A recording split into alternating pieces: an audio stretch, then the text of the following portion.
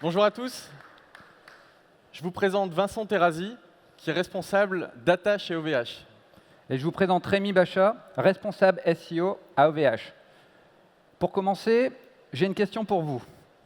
Est-ce que vous connaissez la première loi de Clarke? Je vais vous donner un indice. Arthur Clarke, c'est l'un des plus grands écrivains de science-fiction qui a notamment écrit l'Odyssée de l'espace. Il dit la chose suivante. Toute technologie suffisamment avancée est indiscernable de la magie. Et justement, maintenant, on va parler magie, mais on va surtout parler technologie avancée. Si je prends la boule de cristal du SEO, qu'est-ce que je vois dedans? Je vois comment optimiser son contenu avec la sémantique. Si je regarde encore dedans, je vois pourquoi il faut travailler les temps de chargement. Et si je regarde une dernière fois dedans, je vois où passent les bots des moteurs de recherche et comment les influencer. Tout ce que je viens de citer, c'est ce qu'on appelle des optimisations SEO. Et pour beaucoup de personnes, à l'heure actuelle, c'est encore de la magie. Et bien justement, le SEO arrive à une étape clé de son évolution. D'un côté, on est face à une explosion de données. Beaucoup de données, toujours plus, produites par tous nos outils SEO, nos outils de monitoring, produites par les serveurs, produites par nos outils de web performance, produites par nos API, produites par nos scripts. Et d'autre part, on a l'intelligence artificielle qui est en train de changer en profondeur la façon dont fonctionnent les moteurs de recherche qu'on connaît aujourd'hui. Alors, face à ces deux constats, on est nombreux à se poser des questions. Des questions sur l'avenir du SEO tel qu'on le connaît aujourd'hui finalement. Que vont devenir toutes les techniques d'optimisation qui fonctionnent à l'heure actuelle? Eh bien, chez OVH, c'est une question qu'on se pose depuis un moment maintenant, et les projets data SEO commencent énormément à se multiplier. Cette année, l'équipe SEO d'OVH a utilisé à peu près un quart de son temps sur des projets mêlant la data science et le SEO. Alors, faire de la data SEO, comme on l'appelle chez OVH, c'est pas faire de la technique pour de la technique. C'est pas faire de la data science pour de la data science. Mais c'est faire du SEO d'une autre façon, en utilisant tous les outils de la data science, avec toujours le même objectif finalement, augmenter le trafic, augmenter la notoriété de la marque et bien sûr, in fine, augmenter les ventes. Alors, face à l'entrée de la data science dans le SEO, eh bien, vous devez sûrement vous demander qu'est-ce que c'est l'enjeu? Et c'est ce dont on va parler pendant les 30 prochaines minutes. On va voir dans un premier temps comment la data est entrée dans le SEO, et puis très concrètement de quelle data est-ce qu'on parle. On va voir aussi ensemble comment l'intelligence artificielle est en train de changer les moteurs de recherche tels qu'on les connaît. Et puis on verra aussi comment, chez OVH, on est déjà en train d'anticiper tous ces sujets, et on terminera sur un cas très concret d'utilisation de la data science au service du SEO. Alors, avant d'entrer dans le vif du sujet, on va faire un petit recul en arrière, un petit saut dans le temps, et on va revenir en 2012. Je commence à faire du SEO, et puis comme tous les SEO qui débutent, je commence à chercher mes premiers outils. Et là, très vite, je vais avoir besoin d'un crawler. Alors un crawler, c'est un outil qui va passer de lien en lien et qui, au passage, va récupérer tout un tas de data. Ce premier crawler que je vais utiliser, vous le voyez à l'écran, c'est Xenolink. Et finalement, très vite, je vais arriver à atteindre les limites de cet outil. Et puis je vais passer à un autre crawler que vous connaissez peut-être, qui s'appelle Screaming Frog. Screaming Frog, c'est un crawler qui est beaucoup plus puissant et qui, au passage, récupère énormément plus de data. Et puis, on va avancer dans le temps, mes besoins vont continuer à croître, et je vais chercher des nouveaux outils. Je vais donc m'intéresser aux outils de suivi de position pour mesurer le classement des pages que je suis dans les moteurs de recherche. Je vais m'intéresser aux outils de web analyse, Google Analytics, Piwik, AT Internet. Je vais m'intéresser aux outils de duplicate content, des outils de web performance, des outils autour de l'UX, des outils pour mesurer la qualité sémantique d'une page. Et puis, je ne vais pas m'arrêter là, ça continue. Des outils, on les a recensés. En SEO, il en existe plus de 180. Il faut savoir qu'un expert ou un consultant en SEO en utilise une vingtaine. Ça peut paraître beaucoup, mais si vous démultipliez par le nombre de moteurs de recherche, Google, Baidu, Yandex, etc., et si vous rajoutez tous les accès API, tous les scripts perso, et si en plus vous tenez compte que, par exemple, si en France, on regarde juste les logiciels sémantiques, il en existe à chaque fois plusieurs. On pourrait citer One.fr, SEO Quantum, Visiblix, Urtext.guru, et ça continuera.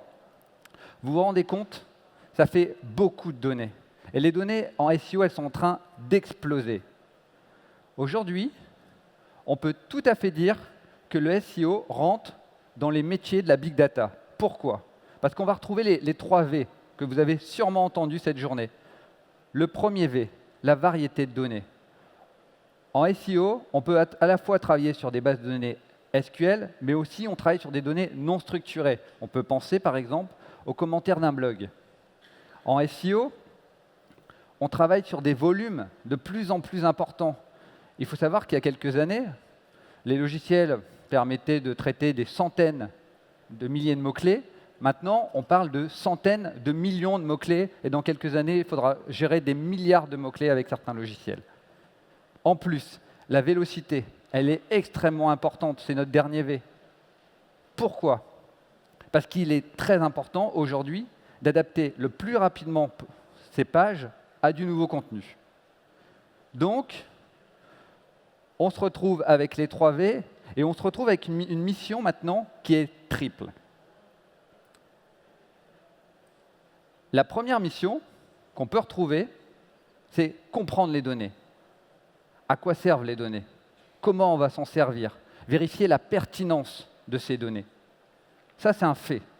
La deuxième mission, c'est comment on va manipuler ces données, et de façon complètement inédite. On va forcément essayer de sortir du lot pour se démarquer de son concurrent. Et à chaque fois, qu'est-ce qu'on va essayer de faire? On va essayer de driver son nombre de pages vues, ses visiteurs, mais surtout, on va essayer, si on a un e-commerce, de multiplier ses ventes. La dernière mission, elle n'est pas des moindres. On va essayer de donner de la valeur à ces données. Et comment on fait pour donner de la valeur à ces données? C'est très simple. On va les partager à des équipes d'experts. Et pour les partager, souvent, on utilise des logiciels de data visualisation. Il en existe plein sur le marché. Ça va de Tableau Software, Power BI, même un Excel, ça peut être suffisant. Là-dessus, il y a un mot qui nous vient en tête. On ne va pas le prononcer pour le moment, mais ça commence par data et ça finit par science. On va continuer l'analyse. Quand on fait du SEO, on est face aux secrets des moteurs de recherche, aux secrets de leurs algorithmes. Et face à tous ces secrets-là, généralement, on suit un raisonnement qu'on peut qualifier de scientifique, expérimental. On va même parler d'empirisme. Alors, qu'est-ce qu'il y a concrètement derrière l'empirisme? Eh bien, il y a ce que vous voyez affiché à l'écran. La première étape, c'est de faire une observation. Par exemple, on voit qu'en première page de Google, les balises title contiennent toujours le mot-clé principal. C'est une observation. Ensuite, on va se poser une question. Est-ce que le fait d'avoir le mot-clé dans la balise title, c'est un critère de positionnement pour Google? Et puis là-dessus, on va formuler une hypothèse. Peut-être que Google utilise le mot-clé dans la balise title, utilise la balise title plutôt, comme critère de pertinence parce que c'est l'une des balises qui est les mieux remplies sur les pages. Et puis, on va mener des expériences pour voir si oui ou non ça influence positivement le classement de la page d'avoir le mot-clé dans la balise title. Et à partir de là, on va produire de la connaissance. On va produire des vérités générales. Et on va se dire, ben oui, le fait d'avoir son mot-clé dans la balise title, ça influence le positionnement sur Google. Mais finalement, cette méthode aujourd'hui d'analyse empirique, elle commence à devenir de plus en plus obsolète. Et il y a une évolution majeure qui est en train d'arriver. L'évolution dont je parle, c'est l'arrivée de l'intelligence artificielle dans les algorithmes de classement des moteurs de recherche. L'avenir du SEO, pour nous, il n'est plus forcément data-centrique. Il n'est plus forcément, orienté autour des expériences. En fait, c'est la combinaison des expériences et de stratégies data-driven, data-centriques. C'est le traitement massif et exploratoire de toutes les données qui doit produire à la connaissance, et pas seulement les expériences qu'on peut mener chacun dans notre coin. Pour mieux comprendre ce qui se passe côté moteur de recherche, on va imaginer qu'il y a deux Google. Le Google ancien et le Google nouveau. Le Google ancien, il faut l'imaginer comme un code statique avec beaucoup de conditions. Si la page contient son mot-clé principal dans la balise title, et qu'elle est rapide, et qu'il y a 500 mots, et que la page reçoit beaucoup de liens, alors cette page devrait plus ou moins se positionner. D'autre part, on a le Google nouveau, qui utilise RankBrain. RankBrain, c'est l'arrivée de l'intelligence artificielle dans les algorithmes de moteurs de recherche. C'est une approche qui est basée sur des réseaux de neurones. Vous avez peut-être entendu aujourd'hui le terme deep learning. Eh bien, oui, c'est exactement ce à quoi vous pensez. Quand on parle de réseaux de neurones et d'intelligence artificielle dans le cas de Google, on parle d'un apprentissage non supervisé. Ça veut dire, très concrètement, que le moteur de recherche est capable de prendre ses propres décisions. Si on applique ça à une page en particulier, peut-être qu'il y en a dans la salle qui ont un site e-commerce, on a pris un exemple de la thématique des drones, eh bien peut-être que dans la thématique des drones, sur Google, ça ne sert à rien d'avoir des liens entrants. Peut-être que dans la thématique des drones, ça ne sert absolument à rien d'avoir son mot-clé dans sa balise title. Et ça, c'est exactement ce que RankBrain fait. Adapter les facteurs de pertinence, de classement des pages à une thématique. Et cela va amener à plusieurs situations. Et là, on arrive à des situations inquiétantes. Donc là, c'est le passage qui fait peur au SEO. Ça veut dire qu'en 1, on va avoir le changement de facteurs reconnus. Et ce n'est pas l'humain qui va décider, c'est l'intelligence artificielle qui va choisir les facteurs les plus pertinents dans une thématique. En 2, forcément, cette intelligence va être capable de créer des nouveaux facteurs qui n'ont jamais été imaginés par les équipes, on va dire les ingénieurs de Google. En 3, donc là c'est le point le plus frappant, c'est qu'on verra dans les années à venir des déclassements très importants, des modifications des résultats dans les moteurs de recherche sans que personne ne s'en aperçoive.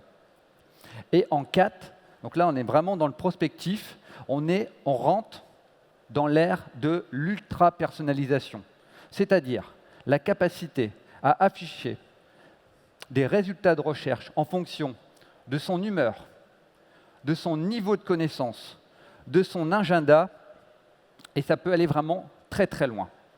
Si on prend un peu de recul sur notre métier, je résume. L'être humain, il est au centre du processus.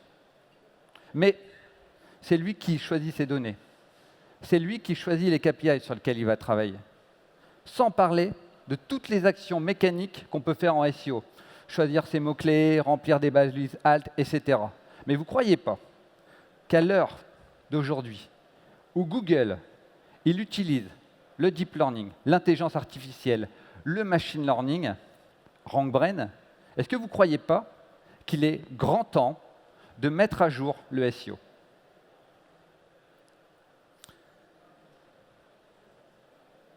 Moi, j'ai envie de vous dire, aujourd'hui, bienvenue dans l'ère du data SEO.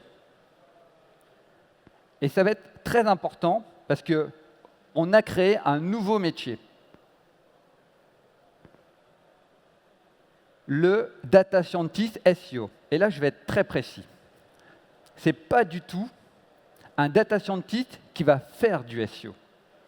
C'est un SEO qui va apprendre la data science. C'est peut-être un petit détail pour vous, mais pour moi, ça veut dire beaucoup. Dans les années 90, on n'a jamais demandé aux ingénieurs en informatique de se spécialiser en médecine. Au contraire, ce sont les médecins qui ont pris en main les logiciels créés par ces ingénieurs. Pour devenir data SEO, j'ai eu la question 4 fois en conférence de presse, bien sûr, il va falloir apprendre la data science. Une des questions qu'on s'est posées, Vincent et moi, quand on s'est intéressé à ce sujet, c'était déjà quelle technique utilise un data scientist au quotidien. Et finalement, la question la plus importante, c'est comment est-ce qu'on va mettre ces techniques, comment est-ce qu'on va pouvoir mettre tous ces outils au service du SEO. Pour toujours, je le rappelle, amener plus de trafic, amener plus de notoriété et amener beaucoup plus de ventes. Alors on a trouvé une méthode très efficace. C'est un MOOC sur Coursera, que vous connaissez peut-être, qui s'appelle le parcours Data Science. Dans ce parcours, on va voir les basiques du métier de data scientist. Donc c'est toute la boîte à outils, le langage R, RStudio, Git, les lignes de commande, etc. Et puis on va aussi aller un peu plus loin avec la programmation en R, pour pouvoir créer ses propres scripts, automatiser des actions. On parlait tout à l'heure de beaucoup d'actions manuelles dans le SEO. Bien, le but aussi de l'arrivée de la data science, c'est d'engommer un maximum. Tout ce qui n'a pas de valeur en soi et qu'on peut automatiser, autant l'automatiser. Ensuite, cette formation elle nous permet aussi de découvrir des nouvelles façons de récolter les données, de les manipuler. Et là où ça va être super intéressant, c'est qu'on va voir le machine learning. On va voir des technologies et des techniques de big data. La première mission du métier de data scientist, tel qu'on l'imagine, c'est déjà de constituer son data mart, son SEO data mart. Alors avant de vous parler de data mart, je vais vous expliquer ce qu'on appelle un data lake. Un data lake, dans l'univers de la big data, c'est en quelque sorte une base de données énorme qui regroupe toutes les données utiles à l'entreprise, de façon, si possible, non transformée. Un data mart, c'est un petit data lake dédié à un métier en particulier. D'où l'idée du data mart autour du trafic, et plus précisément autour du SEO. Alors dans ce data mart, on peut imaginer y mettre les logs serveurs, on peut imaginer y mettre des sources d'infos externes, on peut penser à SEMrush, on peut penser à Majestic, on peut penser par exemple à Visiblis, aux outils de suivi de mots-clés, etc. Tout ça pour pouvoir les utiliser après et y appliquer des traitements comme le machine learning qu'on va vous expliquer juste après. Ce qu'on va vous montrer maintenant, c'est la façon dont nous, on a utilisé plusieurs de ces données, en particulier celle-là, pour une mission, la deuxième mission du métier de data scientist SEO qu'on va vous présenter, qui fait directement écho à la mise à jour de Google RankBrain, dont on vous a parlé juste avant. Je pense que vous l'avez compris, aujourd'hui, ça devient très très compliqué de savoir exactement quel facteur de recherche privilégier quand on travaille sur un site, quand on fait du SEO sur un site. Des facteurs connus, il en existe plus de 300. Je ne vais pas tous vous les citer, mais ça fait beaucoup. Et quand on doit donner des priorités à certaines actions, on ne sait pas toujours vraiment par où commencer. Donc on va tenter des choses, on va faire des expériences comme on l'a vu. Mais face à ça, il y a une intelligence artificielle qui prend ses propres décisions. Alors, on va essayer d'en finir avec les recettes génériques du SEO. Et c'est exactement ce qu'on va vous montrer là. On va arriver à ce résultat.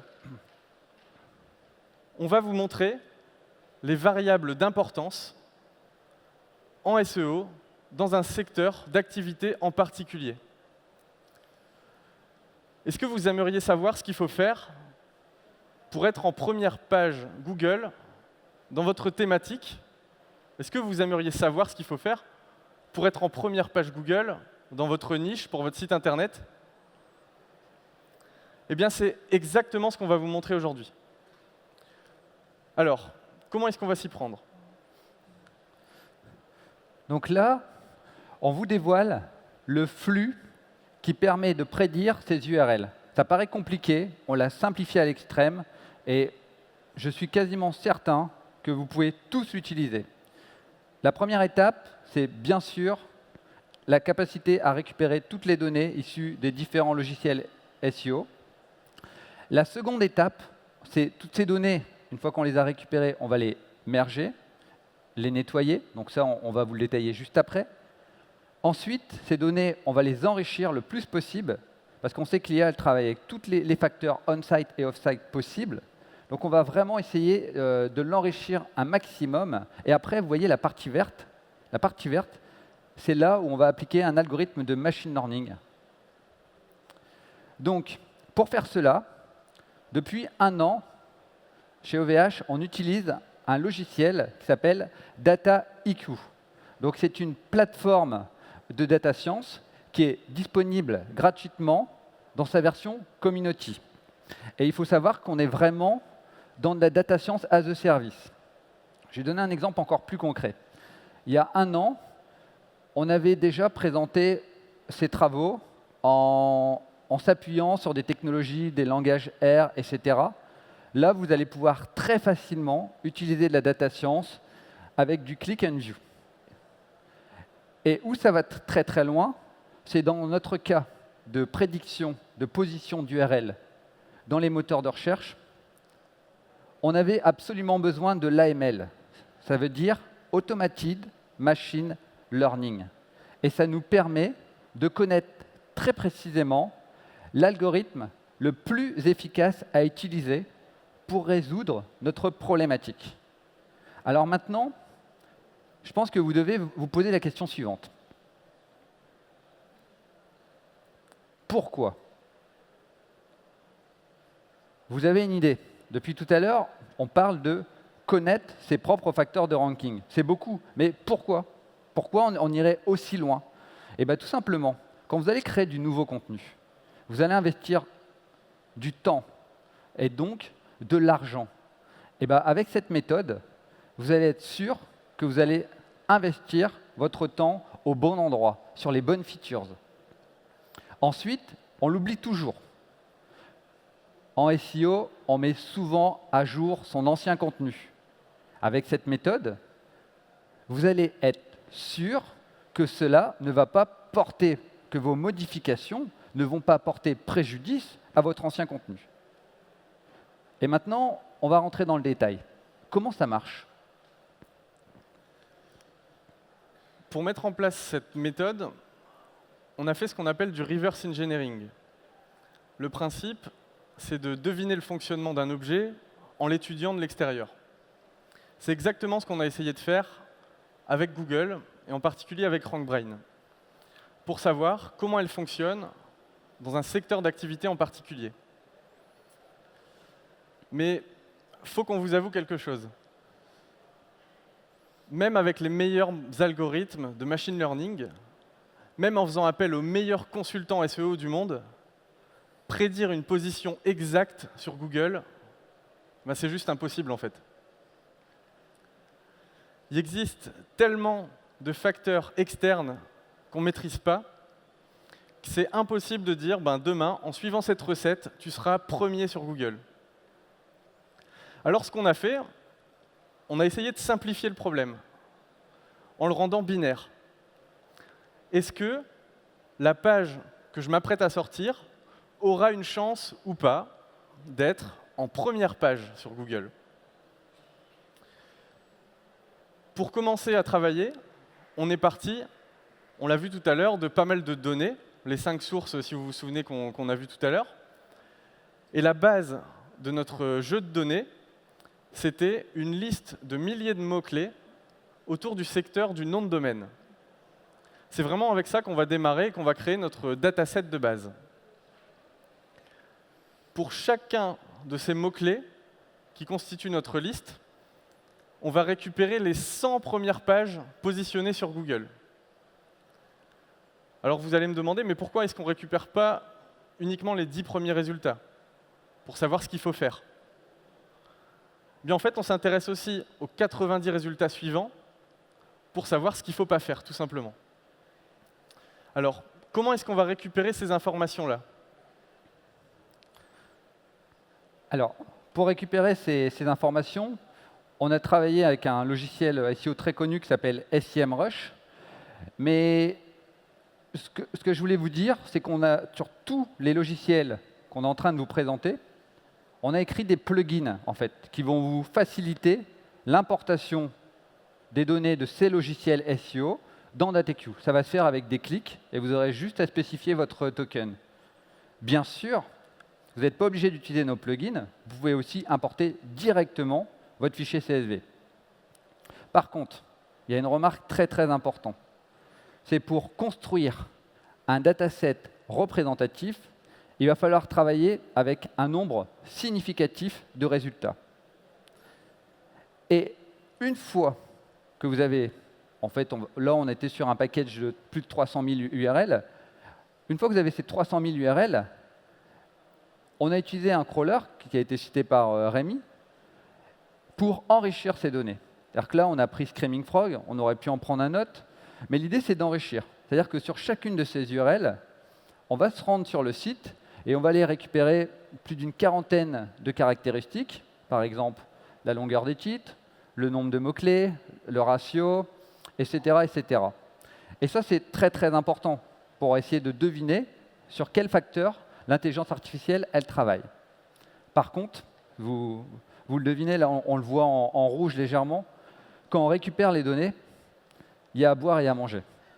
Et c'était la fameuse étape de nettoyage. Il va être très, très important de nettoyer ces données. Donc déjà, retirer toutes les URL invalides. Donc ça, à cause de nombreux problèmes. Souvent, des serveurs web trop lents. Donc ça, c'est un grand classique. Hein. Malheureusement, tout le monde n'est pas encore hébergé chez OVH. Aussi, des temps de réponse trop importants. Donc ça, souvent, c'est causé par des erreurs de programmation. Donc on pourrait citer, vous voyez, les boucles infinies, des soucis d'authentification, etc. Et ces URL, on va les écarter systématiquement, parce que les bots, ils ne s'y intéressent pas. Et maintenant, donc on a toutes ces caractéristiques, on va aller chercher d'autres critères off-site. On va s'intéresser à des données qui proviennent de l'outil Majestic. Majestic, c'est un outil qui récupère des infos sur les liens qui pointent vers des URL en particulier, des liens qui pointent vers des noms de domaine. Et nous, ce qui va nous intéresser ici, c'est deux variables principales, deux métriques principales, qui sont le citation flow et le trust flow. Toutes les deux sont des métriques qui vont de 0 à 100, et globalement, le citation flow représente un indicateur qui va nous permettre de connaître le volume de liens entrants pour une URL en question. Ensuite, on a d'autre part le trust flow, qui lui est un indicateur qui représente la qualité des liens entrants. Par exemple, est-ce que les liens qui pointent vers ma page sont dans la même thématique que le sujet que j'aborde dans ma page. Parce que finalement, on sait depuis longtemps, c'est un peu une vérité générale en SEO, que le fait d'avoir beaucoup de liens qui pointent vers une URL, c'est un facteur très très fort pour la positionner en première page. Et c'est ce qu'on va essayer de voir si dans le secteur du nom de domaine, c'est vraiment comme ça. On continue d'enrichir le dataset. On va s'intéresser maintenant à des données plutôt sémantiques. Et pour ça, on a utilisé l'API d'un outil qui s'appelle Visiblis. Alors cet outil, sa force, c'est de donner un score, là aussi entre 0 et 100, de pertinence d'un contenu de page ou d'une balise title par rapport à un mot-clé en particulier. Et c'est exactement ce qu'on a fait dans notre dataset. Si vous vous souvenez bien, on a récupéré les 100 URL présentes pour nos milliers de mots-clés. Et du coup, pour chacune de ces lignes, on a récupéré les deux indicateurs qui sont là. Le score de pertinence pour le titre et le score de pertinence pour le contenu de la page. On a donc maintenant un dataset qui commence à être assez riche.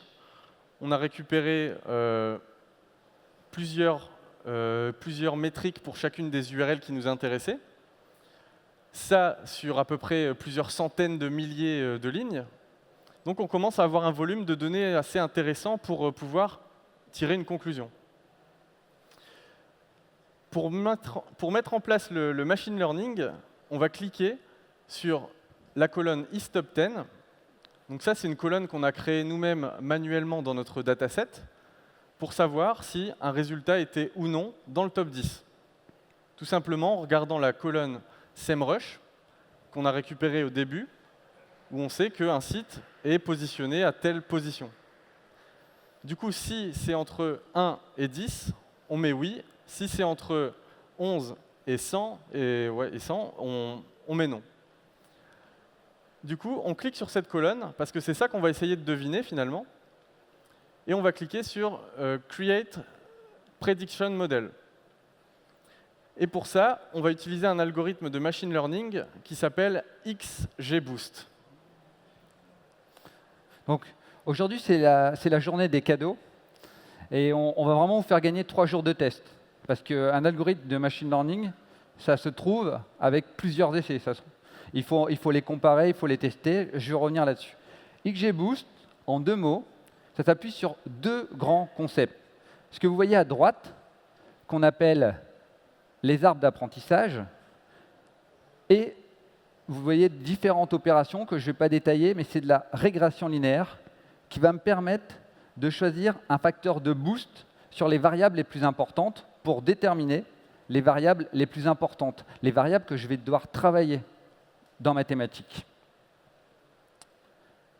Maintenant, on va regarder comment se passe la configuration. Donc on est toujours, depuis tout à l'heure, dans le logiciel Dataiku. Et bien sûr, on a insisté beaucoup sur les connaissances, mais il va falloir des connaissances pour configurer les hyperparamètres, même s'il y en a qui sont proposés par défaut, pour affiner et avoir l'algorithme avec la meilleure efficacité possible. La plateforme que vous voyez là, elle nous permet de tester plusieurs algorithmes différents. Donc, juste un switcher on-off. Donc là, forcément, on savait que c'était XGBoost qui donnait les meilleurs résultats. On a vraiment focalisé sur XGBoost. Et au bout de 10 minutes, vous allez pouvoir obtenir vos premiers résultats. Qu'est-ce qui se passe pendant ces 10 minutes? Encore une fois, le machine learning, ce n'est pas de la magie. Ça va appliquer automatiquement le standard, c'est-à-dire normaliser les données. On a vu tout à l'heure, on avait des scores de 0 à 100, on avait des nombres de liens entrants, etc. On avait des ratios de texte. Ça va surtout travailler les données sur un 70% du dataset et ça va les appliquer aux 30% restants pour mesurer son efficacité. Une fois qu'on a le modèle entraîné, on va être capable, pour chacune de ces URL, de savoir si elle peut se positionner ou pas dans le top 10 de Google. Maintenant, on va vous montrer jusqu'où nous sommes arrivés. Donc, ce que vous voyez là, ce n'est pas de la magie, c'est le SEO de demain. c'est le data SEO. Nous avons les variables d'importance pour notre thématique. Donc ici, forcément, on avait choisi les noms de domaine. Je vous demande juste de regarder ce qu'on appelle l'AUC. En fait, plus la valeur est proche de 1, et plus le modèle est fiable. Donc c'est-à-dire, si je résume, vous avez juste, une fois que vous avez votre modèle entraîné, à récupérer l'URL, toutes les mêmes caractéristiques, vous le passez dans cet algorithme de machine learning et vous allez savoir avec précision si la page peut se positionner dans le top 10 ou pas. Moi, je pense qu'aujourd'hui, on vous a donné une méthode très puissante pour faire du data SEO. Mais il en existe d'autres. On a donc vu ensemble deux des utilisations de la data science pour faire du SEO. On a parlé de data mart SEO, on a parlé de modèles de prédiction des positions grâce au machine learning, mais finalement, il y a encore plein d'exploitations possibles de la data science pour le SEO. On peut imaginer de la génération automatique de texte, on peut imaginer de la prédiction dans d'autres domaines, prédiction de baisse de position, prédiction de hausse de trafic. On peut imaginer aussi tout ce qui est process mining, c'est-à-dire l'étude des comportements des robots d'exploration, l'étude des comportements des visiteurs sur notre site, en utilisant l'agrégation. Et donc on a vu aujourd'hui qu'au travers du machine learning et aussi du deep learning, que les machines étaient en train de résoudre des problèmes de plus en plus complexes. Et tous ces changements vont amener à des évolutions dans nos métiers, voire même des nouveaux métiers. On a vu ensemble le data SEO, l'association de la data science et du SEO, mais pourquoi pas imaginer bientôt des data docteurs, avec l'utilisation du deep learning dans la radiologie, pour améliorer la qualité des diagnostics. Pourquoi pas imaginer aussi des data journalistes, avec l'exploitation de très grands volumes de données pour croiser les sources, vérifier la fiabilité d'une information, et puis anticiper des tendances. Et on peut l'étendre finalement à énormément d'autres domaines. Et ce que vous allez voir juste après avec le programme DLP, c'est justement des entreprises, des startups qui innovent et qui rendent possible toutes ces évolutions, tous ces nouveaux métiers. Merci à tous. Merci. Un grand merci. Et surtout, vous pouvez nous suivre sur nos blogs respectifs. Et si vous avez des questions, on sera disponible pour vous à côté des stands. Un grand merci. Merci.